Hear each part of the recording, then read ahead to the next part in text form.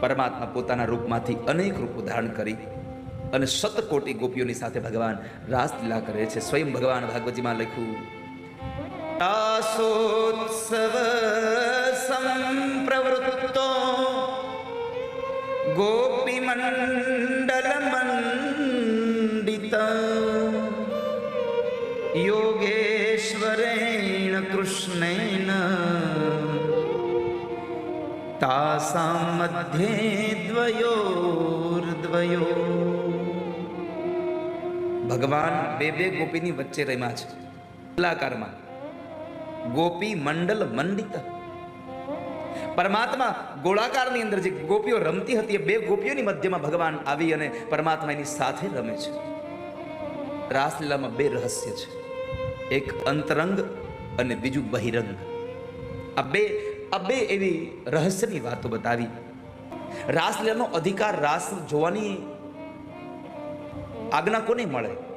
તો ભાગવતકાર એમ કહે છે, પરમ સત્ય શુકદેવજી મહારાજ કહે છે, આ સંસારમાં જે કામનાને જીતે, જે કામને જીતી જાય છે, એને રાસ જોવાનો અધિકાર પ્રાપ્ત થાય છે. માણસ રાસને જોવે છે, કામને જીતે એ. દેવતાઓને પણ રાસલીલા જોવાનો અધિકાર નથી. તમે જુઓ, એક પણ દેવતાઓ રાસલીલામાં આવ્યા નથી. કેમ? દેવતાઓ કામનાઓને વારે વારે ભોગવા જ કરે છે, સ્વર્ગ આદિ સુખોને ભોગવા કરે છે. જે ભોગને વારે વારે ભોગવા કરે છે એ રાસલીલામાં અધિકાર પામતો જ નથી ક્યારે. આ દિવ્ય મહારાસ જેમાં નાયક ભગવાન કૃષ્ણ અને નાયિકા સ્વયં શ્રી રાધિકા પોતે છે. એક સ્ત્રી અને પુરુષનો રાસ નથી. આ રાસ શિવ અને જીવના મિલનની રાસ આ કથા છે. ગોપીઓ છે સ્વયં પરમાત્માની પ્રકાશ સ્વરૂપા છે. આ રાસલીલા એટલે પરમાત્માની પ્રેમમય લીલા છે, જેમાં પરમાત્મા પ્રેમ પોતાનો ગોપીઓને આપી રહ્યા છે. પરમાત્મા પ્રેમ પોતાનો ગોપીઓને આપી રહ્યા છે.